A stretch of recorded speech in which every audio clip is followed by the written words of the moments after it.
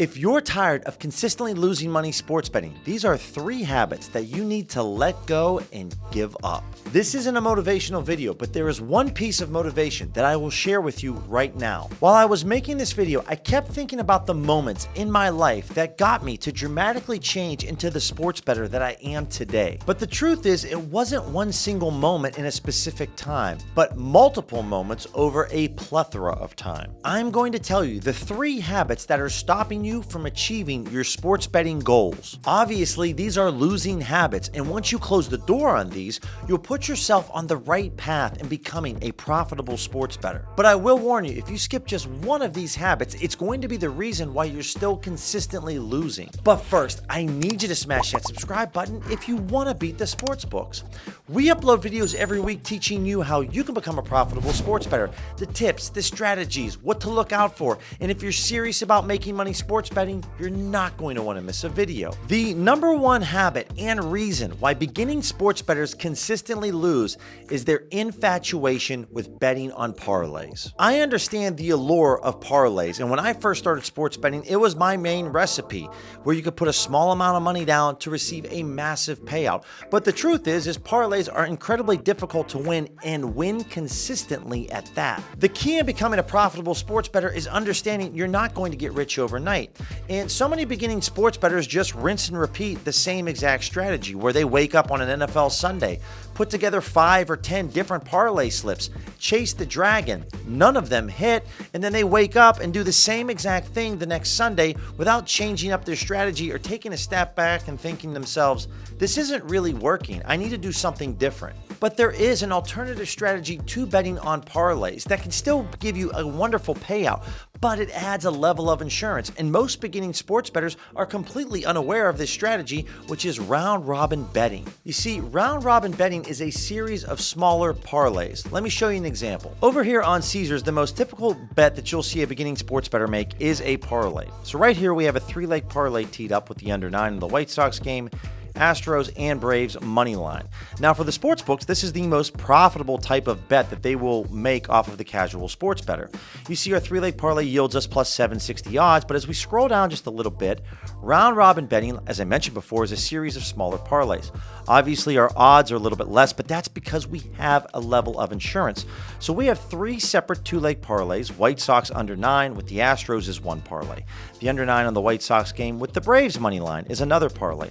And then the Astros and Braves money line is our 3rd parlay. So the beauty with this type of strategy is all we need is 2 out of our 3 picks to win in order to turn a profit. One note that is very important to mention is with round robin betting, if you only wanted to wager $30 in totality, in this spot right here, you would just type in $10 because, as I mentioned before, we have 3 separate 2-leg parlays. So as our cash wager right here at the bottom, we have $30 totally invested.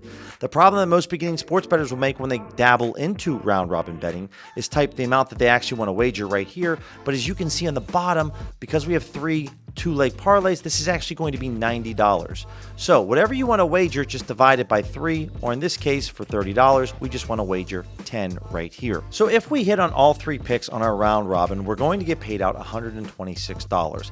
Naturally, we're going to get paid out a lot more on this parlay. If we put $30 down, we'll receive a payout of $258. But again, we need all 3 picks to hit in order to win, and I cannot tell you how many times I've lost a parlay by 1 leg. So the beauty with round robin betting is we do receive a reduced payout, but we have a level of insurance because we only need to hit on 2 of 3. Round robin betting is a wonderful strategy that I implore you to dive deeper into and really understand the way it works, because if you're someone that loves to bet on underdogs, round robin betting is a great strategy to take a bunch of underdogs, and guess what? On a parlay you need all of them to win, but with round robin betting we have a level of insurance because if one loses, we're still okay.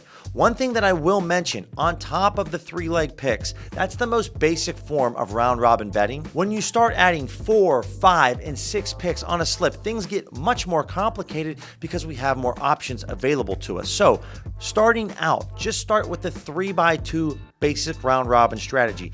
Trust me, compared to your parlays, you're going to win more round robins and make more consistent cash. The second habit that beginning sports bettors completely ignore is understanding the power of line shopping.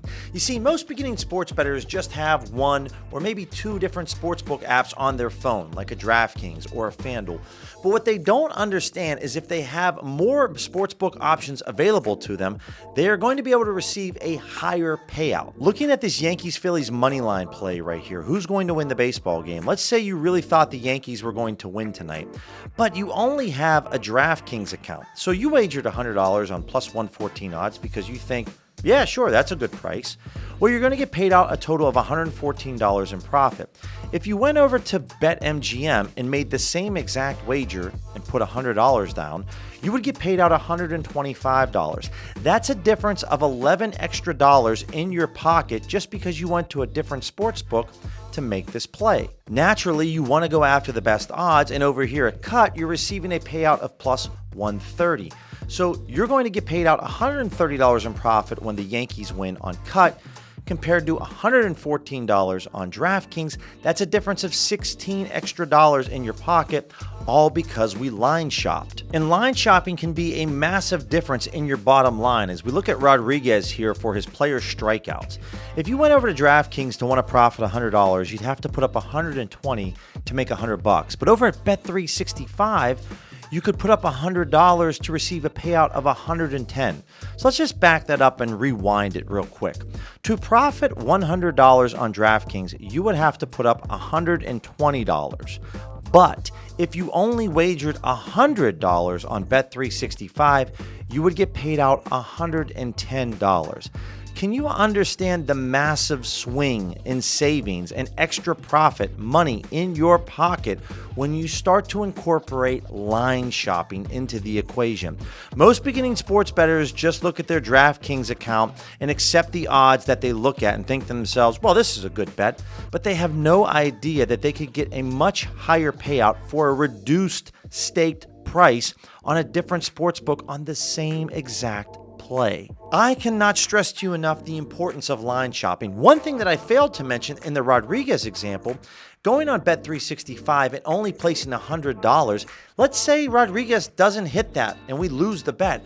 Well, you put up $100 on Bet365 compared to $120 on DraftKings. You just saved $20. And if the bet would have hit, then we would have got a higher payout on that book. This happens all the time in sports betting, no matter if it's the NBA or the NHL, for a player to score a touchdown or for LeBron James over or under on his points. All of these books have these lines set completely different. You can find incredible value and truly affect your bottom line as a sports bettor if you ruthlessly line shop. So we understand parlays and how detrimental they can be, draining your account from something to nothing. And then the fact that the casual sports bettor doesn't line shop at all, so they're leaving a lot of money on the table. Well, the third and final habit is the most critical, and that is most beginning sports bettors are just throwing random amounts of money down on different plays. They are truly walking around blind because they don't have any bankroll management. This is money that we have set aside for sports betting only, and so many beginning sports bettors are truly reckless with this. They have no idea how much money they should be putting down on each play. Over here on the OddsJam Positive Expected Value page, we can see that all these plays here have some type of an edge over the market. Well, on the Rodriguez over 4.5 strikeouts, like we touched on earlier with Bet365, there's almost a 3% edge. Well, what does that mean? How much money should we put down on this play? And most beginning sports bettors don't really know. Clicking on this purple calculator right here, a very popular betting strategy that I use is the Kelly Criterion method, and I use a quarter Kelly multiplier of 0.25%.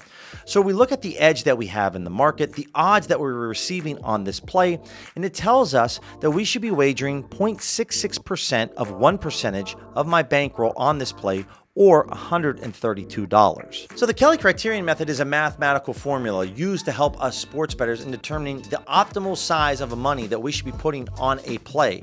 depending on how much edge that we have in the market for this play. But most beginning sports bettors, A, don't have any bankroll management, so they're kind of all over the place with random amounts, and B, if they actually did make a solid bet, they're not putting the correct amount down compared to what their bankroll is. See, it's all about keeping that betting bankroll safe so that we have some risk and we're receiving some reward. But if we do lose these bets, we don't go flat broke. So the beauty with the Kelly method is that it maximizes long-term growth and it has a wonderful balance with risk and reward. If you're someone that's just starting out on your journey with sports betting, all of this can be a little bit daunting. But take one habit at a time and work on it. And trust me, over the course of the next couple weeks or months, you are going to become a much sharper sports bettor and put yourself on a path for success. Now you understand the 3 habits that can help you break the mold from consistently losing as a sports bettor. I would be remiss to say that OddsJam and its software and tools really helped flip the switch for me. I started to educate myself, dive into sports betting, and learn all the different strategies and tools, and it was mainly because of this software. I implore you, linked in the description, sign up for the 1-week free trial. You have nothing to lose and everything to gain. If you're serious about making money sports betting in 2024, you have to have some type of software that's going to help you find plays with an edge, because you're not going to have the time to look through and scour the market and find these on your own. In the 3rd habit, we talked about the importance of bankroll management and the Kelly Criterion method. Well, click this video right here. It's going to dive deeper and explain exactly how powerful this strategy is, why you should be putting down certain amounts per play depending on the edge that we have in the market.